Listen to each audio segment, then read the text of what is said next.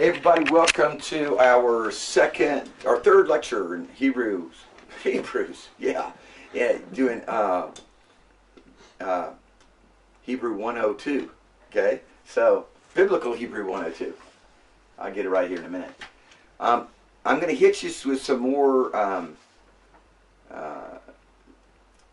technical stuff tonight, but I don't want to scare you. We're gonna slow way down. And really go over this and do some comparisons, over the next couple of weeks to some of the things that I kind of just barely introduced to you simply because I didn't want to overwhelm you with it. But I'm going to show you a little bit more of that tonight, trying to soften the blow. And then we'll compare some of these suffixes so that it makes it easier for you to memorize it. Because I don't want you just to be memorizing these verses of Scripture, which you need to be doing. But I want you to begin to develop the ability to understand what it is you're reading. And so I'm going to talk more about the technical stuff. And I went back and I refreshed myself on the basic grammar. And sure enough, a closed syllable is one that does not end with a vowel. And so I did a dyslexic thing, which is common for me. So I'm glad that somebody asked me the question. And said, well, in English language, an open syllable is one that ends in a vowel, and a closed syllable is one that doesn't end in a vowel. And so it is. Probably across the board linguistically in all languages. It certainly is also in Hebrews. So hopefully that you can remember that. Make a big note, okay? The guy was wrong. A closed syllable is one that does not end in a vowel. Does not end in a vowel. Okay? Remember, all syllables are consonant vowel. You should have that right now. So a closed syllable would be consonant vowel consonant. Okay? And that then an open syllable would be consonant vowel. That's closed syllable. So very important. Try to remember that. Remembering also that for the most part, the accent falls on the last syllable in the word. And of course, one of the most important things for me in teaching you Hebrew, pronouncing Hebrew, is to break everything down into your syllables and do your transliteration. Break everything down into syllables. Don't try to get ahead of yourself. And so what I'm going to do tonight is to start off with is I'm just going to read this for you. Once again, I'm going to try to go slow. And here we go. Bereshit bara Elohim et hashamayim ve'et haaretz. Ve'haaretz hayeta tohu vavohu ve'choshech al pani tohom. Ve'ruach Elohim merachefet al pani hamayim. Vayomer Elohim Yahi Or. Vayahi Or. Vayar Elohim et Haor Kito. Vayavdel Elohim bin Haor. Ubin Hachoshech. Now, you want to be able to go Bereshit bara Elohim et hashmayim v'ha'aretz. והארץ הייתה תוהו ובוהו וחושך על פני תהום ורוח אלוהים מרחפת על פני המים. You want to be able to do that. ויאמר אלוהים יהי אור ויהי אור. And I'm a little more comfortable doing that, just because I've been reading for a while. But and so I get a little bit more brainiac when I think about it more, and I slow down more, get a little more choppy when I'm breaking it down into those individual syllables. But you really need to do that in order to develop your ability to read faster. So, go slow, but then get to the place where you can go. Vayar Elohim et haor kito. Vayavdel Elohim bin haor or bin hachoshech. You want to be able to go a little bit faster. But start off, go really, really slow. Bereshit bara Elohim et hashamayim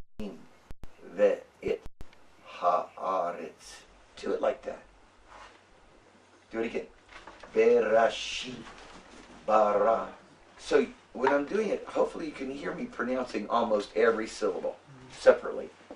And if you'll do that, if you'll just practice going only consonant vowel at a time, or consonant vowel consonant, in the cases where you do have the closed syllables, you'll discover that you're gonna get the word right.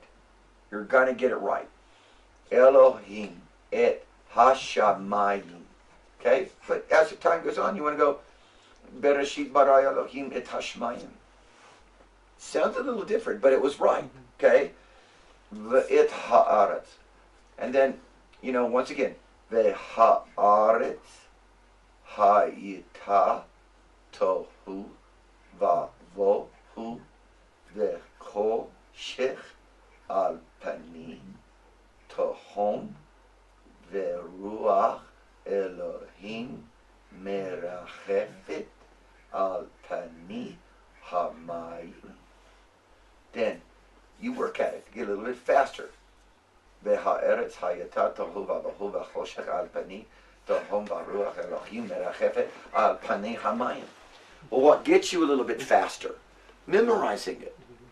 And then what happens is, as we go walking through Genesis, you'll start building a vocabulary. Things will begin to become familiar to you. And that then in itself is going to allow you then to pronounce it faster. And just like if we look at this new verse I put in here, okay, look at all the familiar words. Even if you hadn't been memorizing your vocabulary up to this point, Elohim, Kitov, it's in your song, okay? Elohim again. So you got like right there 1, 2, 3 words, actually 4 words that you already known from memorizing a song, even though you didn't know what it meant, right? And if you did your vocabulary, then you've got 1, 2, 3, 4, 5, 6, 7, at least 7 words right there. And some suffixes that you already know. They're familiar to you. And so that's what I want to do. I want to build the vocabulary. And I don't want you to constantly be having to learn a whole bunch of new words. I just don't see the value in that. So hopefully you're going to be able to appreciate that much more why we're doing what we're doing. One other thing I want to say here is I want to say that most all of your sentences, verbal sentences, are going to follow, because there's some sentences without a verb, okay? All your verbal sentences are going to follow the verb, subject, object, okay? In this instant, in the Bereshit bara Elohim et hashamayim va'et ha'aretz, what you have there is you have your verb, the verb that you have here, it's the only one you got, okay, is bara. Okay, which you should know is created, or create, okay, created. I'm going to talk about why it is created tonight, okay, not create. I'm going to help you with that. And then you have your subject, who is God, okay, and then you have your object, which is both the heavens and the earth. And so one of the things I want you to do now is start working on this, is take all the rest of these sentences, identify the same thing, because that is actually the pattern. It helps you then to be able to work out what's being said. And I'm going to show you later on, I'm going to show you some real simple forms so you can understand, is it a good man, or or is it the man was good, or help you understand how to take sentences that look very, very familiar, forms look very, very familiar. What's a proper way to translate this? Is it a good man or the good man? And those aren't too hard to distinguish. You just got to practice a little bit and see, and then it's just going to be easy to move forward with that. But what I'm going to show you tonight here that is really important is this whole subject of the Qal perfect. Now, what I want to tell you about is, and don't get breaking out into a cold sweat, but I want to introduce you to something else, and that is that there are 7 major verb forms, just 7. Okay, there's some other ones, but it's just 7. We just keep it at 7 verb forms. And the primary and most important verb form, the one that's always there, it's with the 3 letters that you're always going to have, or the 3 consonants, it's always going to basically be representative primarily in your dictionaries, your lexicon, etc. It's going to be the cow form. And everything plays off of the simple cow form. It's a simple, basic form. And, you know, it's important that I point out these 7 different forms, because many times what people do is they'll go look up the definition for the simple form. Well, that isn't the definition for the PL form or the PUL form, and it's very similar. So you say, well, what is the root of this? And you go back to the root, and you look at the cow form, and you go, oh, this is the meaning of it. No. You have to learn how to distinguish the nipfil, the PL, the PUL, the hifil, the hofil. Okay? You're going to have to learn how to distinguish those later on, because you can see one is the active voice, simple basic action. Then there's the passive voice, the active voice with an intensive action. Go back to the hifil, a reflexive voice with an intensive action. And you go, my goodness, what on earth does that mean? I don't even want to take you there. Okay? I want you to learn it by context. Okay? All I want you to do is to be aware of one simple thing. You can't just look at the cow form, which is the primary way that we would always reflect the word stem, okay, and many times root, and say, oh, well, that's the definition. No, you've got to go ahead and find out, well, am I looking at it in the cow form as a verb, or am I looking at it in one of these other 6 forms as a verb? And then once I've identified what form it's in, and now with computers, it makes it so easy. I used to have to go through these charts and try to figure it out. Okay, that was just hectic. You're blessed. All you got to do is just point and click. Oh, that's a PUL. Okay, great. Now I can go and look down the list in the dictionary, and I can see, how do you translate the PUL form? Okay, and so that is for your edification right now. The most important thing that I want to point out is the cow form. And so, because I want to talk to you about this to be verb that I've talked a little bit about last lecture, and that we've encountered now, and especially right here in the second verse, where we read V'ha'aretz hayata, and then we encountered that to be form again, and it looked really strange down here when we. In verse 3, when we were reading along, and it's Vayomer Elohim Yahior Vayahior. And then I had to introduce you to the Vav conversive, okay? And we're going to talk a little bit more about the Vav conversive tonight in the 4th verse. But I wanted just to stop and say, okay, I want to introduce this particular verb with what we call the perfect paradigm, cow perfect paradigm, or another way to say it, is how do you identify the various excuse me how do you identify the various forms of this, so you know what person it is, and what gender it is, and then what number it is, okay? Because what we're going to do is we're going to have in person, we're going to have first person, second person, third person, like this, right? And that's going to be I or we. Second person is going to be you, masculine or feminine. And then the third person is going to be the he or she, right? And it's going to be masculine or feminine. In the Hebrew language, it's not going to be, there's ways to actually derive an it form, a common form. But as I've said, in the Hebrew language, everything's masculine or feminine, right? Okay? And then, so that gives to us the number, here, as well as the person and the gender, okay? And then, of course, we then move on to the endings that we would have with the third person, you could say common, but plural, rather. Second person, masculine. Second plural, masculine, second person feminine plural, and then the first person common. So what I want you to take special note of is, first and foremost, the cow stem is always what we would call perfect. And so for right now, and it really isn't true, but Hebrew is a little different from English in its past and present, because it's a past and present based upon perspective, whether it's the past, present, or future. And I don't want you to even worry about that right now, okay? Don't even concern yourself.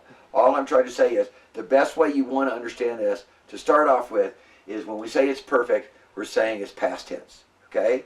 And that the cow form that you see the word in is always going to be perfect, and it's going to be third person, and it's going to be masculine, and it's going to be singular. And that's how it presents itself. Haya.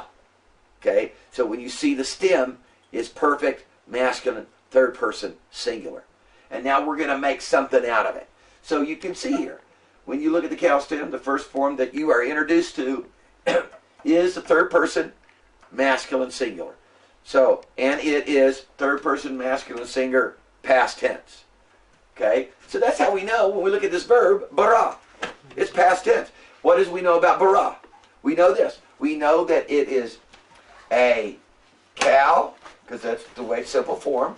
Okay? It's the way it looks just like a stem, because it is the stem. And it is a third person. It's masculine. It's singular. And it is past tense. If God was female, we'd have to do some new arrangements here. Okay? We would have to make this feminine. Okay? And we want to keep in the past tense. We'd have to make it a feminine singular. And so what we'd have to do is we'd have to add, at the end of the word, we'd have to add a gametz hey. And you're that gametz and hey, you're going to see, I'm going to show it to you. It's going to be always identifying, most of the time, feminine. Okay? You'll learn this as time goes along. When you see that shurach at the end of the word, it's going to most of the time be identifying that you got a third person plural here. Okay? And the same thing goes with, here it is too, even with the first person plural. You've got the nu at the end of it. Like Eloheinu. What is Eloheinu? Our God. Okay? So try to go back and look at those different forms that I gave you of Elohim, of El, because I'm trying to set you up to be able to make it just that much more simple to identify whether it's a preposition or a noun or verb. There's a lot of commonality there. You're going to see a trend, and it's going to help you then to be able to identify, what am I looking at here in the verb? I think that one of the big things is really understanding how to identify verbs different from nouns and different from adjectives. There's a cleverness there that will help you be able to figure out a whole lot about the sentence if you can play off of nouns, the form of nouns and adjectives, whether it's feminine, or masculine, and then it'll help you understand a little bit more about the verb. So for the most part, yeah, you can work on, you can work on, if you want to, you can work on doing a transliteration of all these verbal forms for Haya. That's fine. The most important thing is to understand the ending, and just memorize the ending. And if the best way for you to memorize is to actually say it, get yourself a little rhyme going so you can remember these endings, that's fine.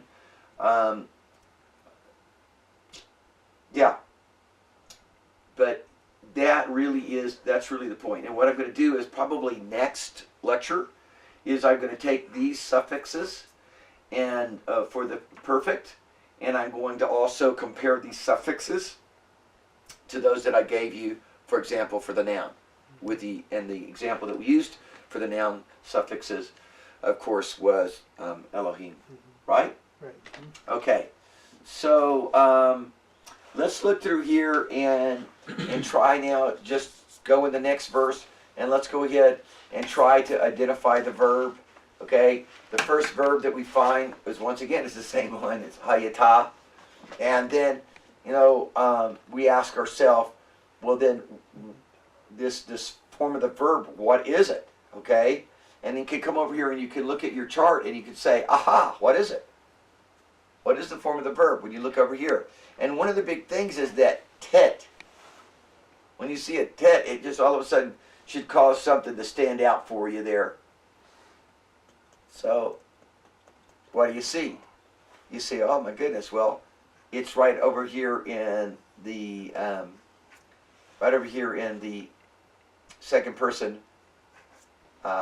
It's either, you'd say, well, right off the cuff, you'd say, well, it's either third person feminine singular, and you'd be right, okay? Or you'd look down through here, you might make a mistake with a second feminine singular, but you'd have to, you'd have to be ignoring quite a few things. I don't think that there's anything else that's kind of similar. It kind of stands out, right? Third person feminine singular, right? And so, and the earth she was. And you're going, wow, why is that? Well, because what is aretz? Earth. What is earth? It's feminine.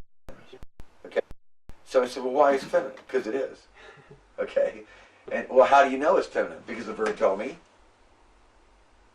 Well, how would I know that the verb is feminine? Because I memorized the chart. Okay, so I hope I'm making this. I'm hoping that I'm making some sense here for you. Okay, so we go along here and see if we can find another. Can we find another verb in here? Anywhere in here? Tohu, no. Vavohu, no. Vachoshek, no. Okay, so you already. Oh, we already had choshek for the fourth verse. So I mean, my goodness, you understand most of the vocabulary there. So we look through here. Baruch, no. Merachefet? Yes. Verb. Okay? And this verb right here, I know basically a couple of things about this verb. That its three-letter root is resh, chet, pei, or fe. That's its root. And I'm going to teach you how to learn more about it later on, okay? What else would you say about that? What else would you guess about that? Is it female? Yeah, well, Oh. yeah, you could, the tet usually is an indication of feminine, but it's a verb, and yeah, so in this particular instance, yes, it would be indicative of a feminine, and it's one of the other verb forms. It's unique in the other verb form, and it's probably a nifel verb form. I didn't, I should look it up, but we'll get into it. Yeah, it is. It's hovering. It's hovering from the root. I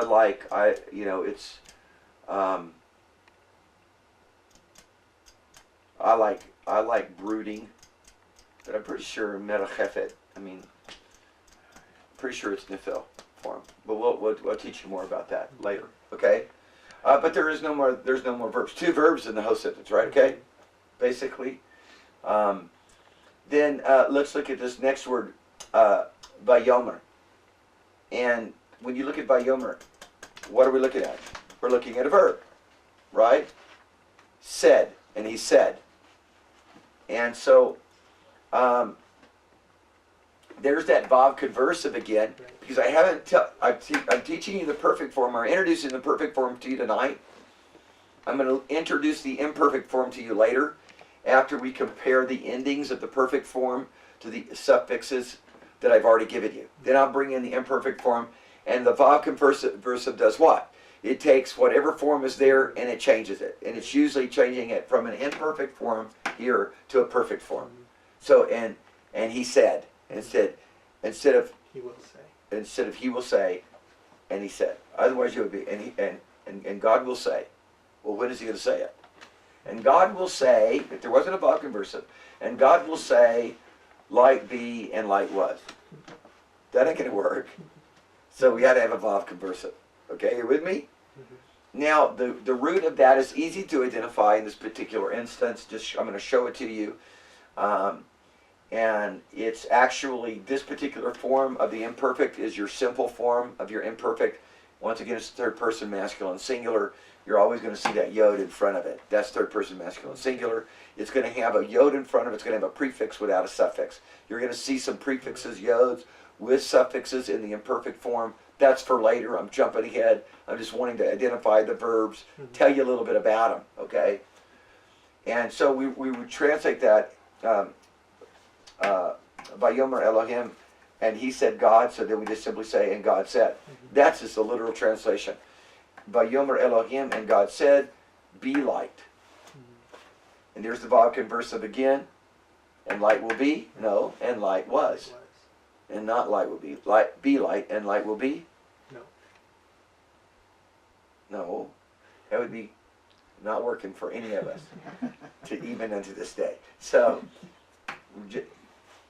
if you can get the Vav conversive in places like this where it just makes so much sense, if you would, then you kind of get it for the rest of your life in all the other places that it's going to be a little bit more difficult maybe to deal with. So that's why I'm just kind of being redundant with this, and hopefully you'll benefit from it. So you're looking at Yahi, Or, Vayehi, Or. You look over your chart, and you say, I can't see it on the chart, and it's apocryphated. And you'll learn what that is later. I kind of introduced it to you already, the same kind of a form as Haya, okay? But none I think it was in my last lecture, the other night. Yeah. Okay. Now let's go to this new verse, which only has in it, I think, 1, 2, 3 new vocabulary words. I mean, that works. Come on. You can get 3 new vocabulary words, right? And then you can just impress everybody. You can not only go and sing them a song in Hebrew and know what it means, but you can open up the Hebrew Bible, read the first 4 verses of the Hebrew Bible, and actually know what it means. And so what we're going to do is we're going to kind of stop at the first 4 verses, and I'm going to go through and I'm going to teach you some of these things so that you can understand how to derive the meaning. And for the most part, the hardest thing here is getting your verbs. And so all I'm going to do is we're going to highlight the simple verbs. And when we do, we're basically going to be highlighting the top 2 forms here. Okay? And then I will probably have to go ahead and bring in your imperfect and then highlight the top 2 forms there. And for now, that's all.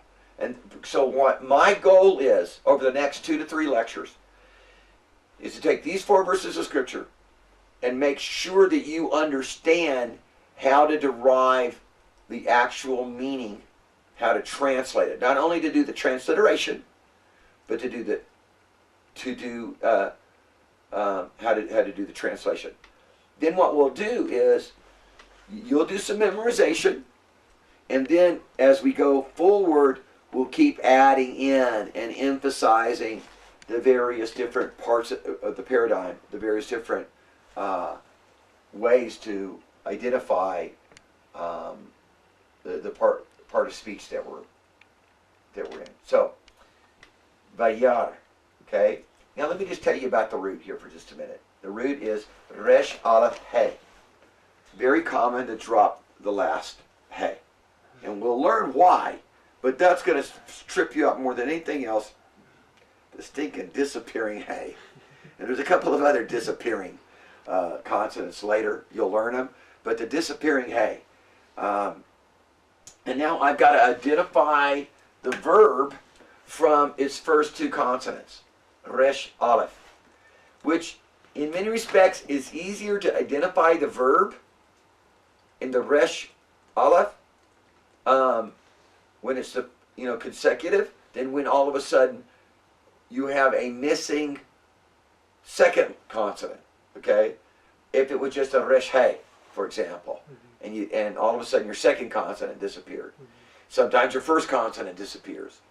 Okay, we'll learn as we go along what happens, how to identify it. When you think about it, I mean, your most common, if you learn 200 verbs, you're reading most of the Bible. Yeah. I think even less verbs than that. At 200 verbs, I mean, that's not that many verbs to have to memorize. Mm-hmm. So, when we get into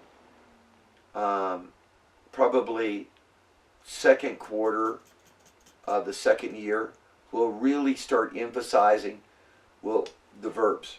We'll take, by that time, we will clearly be through the whole of chapter 1. And then we will take and we will itemize all of our verbs from there. All of the verb forms from there. We will itemize all of our nouns, all of our adjectives, all of our participles, all of our prepositions, attached and unattached. And by the time we do that, you're going to have a good foundation to begin to figure out what part of speech or how to identify the nouns and the adjectives and the verbs going forward. It's going to be new vocabulary, but you're going to learn how to parse those with somewhat familiarity and close to accuracy. And where that accuracy is going to break down is really how you're pointing those verbs, because then you've got to learn about strong verbs and weak verbs, and the different pointing that goes on with those, and certain apocryphated words that kind of the word doesn't look the same. It's now we've lost some letters here, but I want to develop the learning process of the various different parts of speech and the linguistic rules as we actually encounter them, rather than learn them all and then go try to find where they're at. You know what I'm saying? Yeah. To me, that was just terrible. Let me learn it as I go, and hopefully this is making sense to all of you. It's helping. I appreciate all the questions, because I don't in any way present myself as a linguist. I'm not. Okay, I have learned Hebrew. I have learned Greek so that I can translate. I can translate pretty well, and it allows me to very effectively utilize the tools that are available that then allow me to accurately and with far more skill translate the Bible and understand what's being said. I want a perfect translation of the word. I don't want to be just guessing. I want it perfect. Okay? So, though I'm not a linguist, and which basically would know all the rules and know all of the technical terms and have them all memorized, my goal was to be able to be good enough at both Hebrew and Greek, once again, to utilize all the resources to understand exactly what the meaning of a word is. So that's what I can teach you. And along the way, if you want to become a linguist, more of a linguist, you want to become someone that's more skilled and expert in all of the rules, and especially parsing verbs, etc., and then I hope that you do that, because then you're going to be teaching this class. Because I don't plan on teaching the class more than one time, because I just believe people are going to be raised up to do it, and then I can go on and talk about maybe more developed and matured subjects, more complicated subjects in the 5th year and 6th year. And once again, we'll always do it in the context of just reading. Where I would like to get everybody is to a point where that you can imagine this, that each quarter we would be reading 2 books of the Bible. In a quarter, we'd be reading Genesis and Exodus. So we're flying now, right? That's 5th and 6th year. We're flying. We're going through here. And we're going through there, and we're going through very, very quickly, because now we want to really look at the archaic forms of the word. We want to say, why is that? What's going on with this? What is a Joseph anyways? Why do we have to have this form? Okay? And what was the impact? What were the guys that were pointing these with the various different vowels trying to emphasize? That were basically creating the rules, the modern day rules of understanding Hebrew. What were they trying to emphasize to us about this word, so that we can understand what does this word really mean? And then what we do is we take that word and we associate it to other kinsman languages like Eucharit, Akkadian, Phoenician to some degree, even to some degree Arabic. And we just try to really go at understanding what the meaning and the value of the word is, etc. Okay, just kind of cast a little bit of vision for you there. Okay, so this word is to see, okay, to observe, to see, and it's Resh Aleph Hey. And once again, let me just say this. This is where translation now begins to bisect or intersect transliteration. You're still doing your transliteration, but now we're trying to slowly ease you in to translation, okay? And so we've got to, it's one thing to look at a translation and say, oh, yeah, and God saw. But then you've got to say, well, how did we get the past tense that he saw? How do we know he's not seeing? And once again, God saw, and in keeping a perspective that this is a past tense, but it's a past tense in a loose kind of way. Okay, it's someone from the outside looking in. Okay, do you understand what I'm trying to say? Yeah. I'll hopefully explain that better in the future. I don't want to get into it and be abstract with you, because I want you just to get comfortable, because I can hear my wife screaming at me. Of course, she's never screamed in her life, but I can hear her. When she gives you that look in that soft tone, that's a scream. But at any rate, this is one particular scream look that she has, but she never screams. And she's saying, slow down, I'm so far behind. And I don't want you to feel that way. I just want you to understand that, it's important that at some point we start learning the rules of translation as well as transliteration. And we're gonna go as slow as we possibly can, so that everybody gets this. And I really like Genesis here with a minimal amount of verbs and a whole lot of memorization of nouns that add to this. Okay, so here we are. So it's Bayar and God saw it Haor. What did he see? What he just did. He said light be, and God said light be, and now he sees it, and he goes, it's good. Okay, so, and God said, light be, and light was, and God saw, he looked at it and says, nice.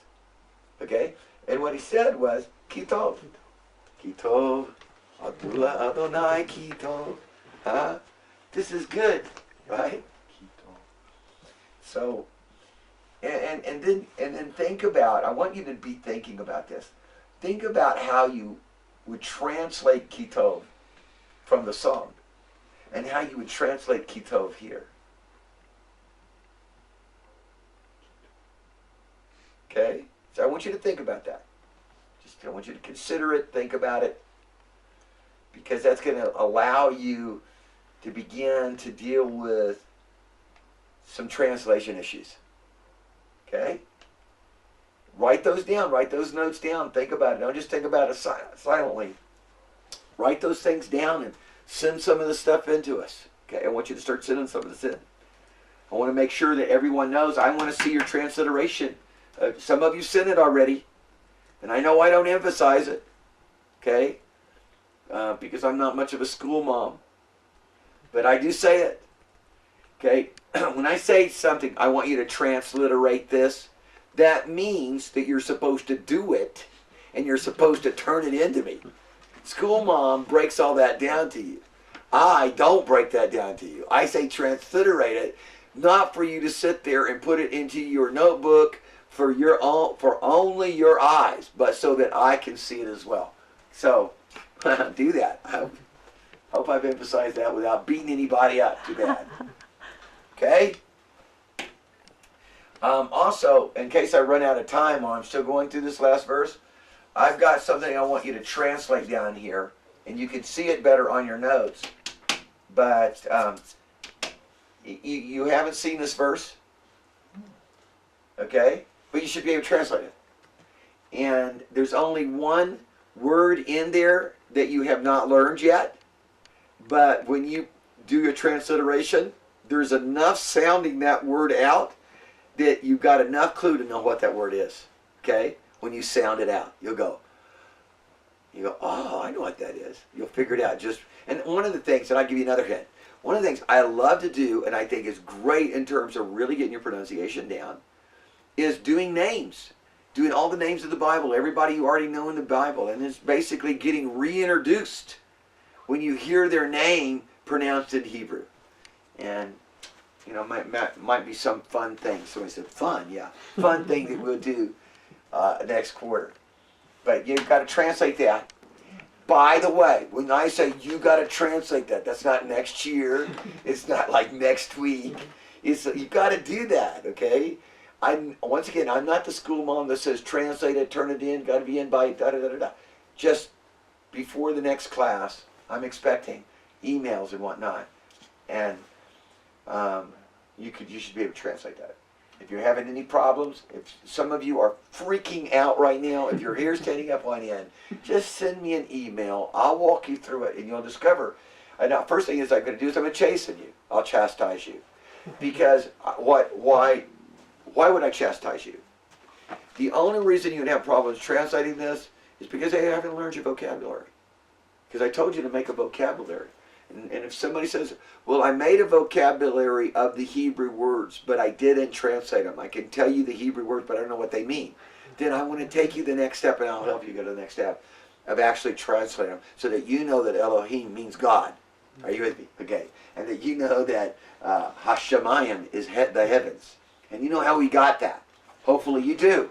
Yeah. And if you don't, I encourage you to just go back and listen to the lectures. This is only the third lecture. You can catch up.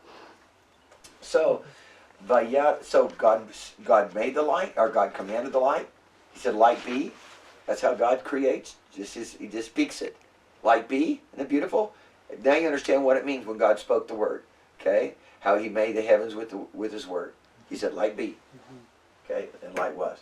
And he saw the light. God saw the light at Hashemayim, that particle. Designates the direct object, right? Right? There's the direct object, right? Et haor. And God saw the light, and he said it's good. Now, this is a new word for you. Vayavdel. Is that a verb? Yes, it's a verb. And it is to divide. And the root of it is the Beit Lamed. That's your 30 constant root. And it's in that simple imperfect form. Like this is the simple perfect form. It's a simple imperfect form. It's third masculine singular. Third person masculine singular. And that's why that's just, when you see that yod, and especially when you see that yod and the rest of the verb form, the rest of the verb consonants are familiar, okay, especially if you've already gotten the consonants down, it's a clue. It's a clue of what it is. It's imperfect. And of course, it's the Vav conversive again, changing the imperfect to the perfect. And so he said it was good. And so he divided, and he divided. That's what that word means, Babdel. Okay, Vayabdel, Vayabdel. And so it's third person, masculine singular, speaking of God. So in he, which is God, and God divided between, this is a new word, bin, okay, bin, haor, the light, a vocabulary word you already have, uvin, once again, and, here it is, vav, but it's got a dagesh, or a sharuch, right? Yeah. But it's a dagesh, uvin, you know that's not a vowel, right? Vowel would never lead the sentence, would it? No. Forgive me, would never lead the word, No. right? So it's a dagesh, okay? Uvin hachoshek, darkness. Okay, so he divided between the light and the darkness. Okay, wait. So now you think, wait. What's going on here? When did darkness come in? Darkness was already there. It's pretty cool. Somebody said, oh, well, there's no sun and there is no stars, and it's their big argument. Well, no. You don't understand what's going on. God steps in, and there's light. This is this huge theological overtones. In the city, in the future, in the new heaven, new earth, there is no need for the sun. Will the sun be there? Yeah, but there's no need for it because God's the light thereof. Right. He's there. He's there. He's standing there. Did you notice that he was there? Yeah. He's doing it. In fact, he's so interactive that you see him. He says, be, and now he sees it. Ah, good. So he's the light that's there. It's him stepping in. It's God stepping in. The Spirit comes now to lead the way of creation, as it were, to bring it forth. And God steps in. Okay, God steps in. So Okay, question time, yeah. for learning the roots of the verbs, is that mostly just memorizing and conjugating? To be able to parse the verbs Right. for all of these various different paradigms or Yeah. forms, Yeah. it just memorize them. Okay. And then we'll memorize them, and what I like to do is I like to memorize them as we go. Let's discover it, okay? And so, you know, even though I didn't show you the chart for the imperfect, I didn't want to overwhelm you. I just brought out the imperfect forms that are here because there's not any verbs here that are imperfect, that are beyond the third person masculine singular, are the one that you would most, it would be just like this one. It's the first form. Right. The first form is always going to be presented third person masculine singular, whether it's perfect or imperfect. And the thing about the imperfect, it's just got the yod in front of it, and the rest of the root looks the same. So identifying those verbs is absolutely just memorizing your verbs. Going in here, identifying your verbs, set them in your separate category as your verbs. Here's your memories, and that would help you. Here's my memorization list for my verbs. Here's my memorization list for my adjectives. Here's my memorization list for my nouns. And start building that. And then when we get through chapter 1, you're going to have a pretty good vocabulary. And you're going to see a lot of the repeat of these basic things because it's night and day. We're going to learn, you know, how to count. You know, we're going to first day, second day, third day, fourth day, fifth day, sixth day, seventh day. To count to 10 is the biggest part of counting in Hebrew. And so you've got 3 more, basically. Well, you get 11 and 12 is unique too. But then ultimately, it just kind of like it's similar to the English system. You're repeating things, you know. And then ultimately you learn how to count so you can identify also, you know, where you're at in a verse, and you'll be learning that. And you use consonants for your numbers. Okay? And you'll learn this as we go. But I'm just trying to tell you, this is where we're going. This is what Genesis chapter 1 is going to empower us to do. Okay? So here's a pop quiz for you. What is the name of Genesis? Bereshit. Bereshit. The first And, word. and first word. That's it. That's exactly. Everybody got an A. Okay? First word. So I want you to, a couple of things, just going to remind you real quick. I want to see the transliteration. I want you to go through. I want you to identify all the verbs. And then if you can, I want you to go ahead and show me the verb, subject, object. Okay? You can get in groups to help with that. If maybe you haven't had a strong background in English. That's a little challenging, whatever. Get to groups. Get my help. I'll be glad to help you.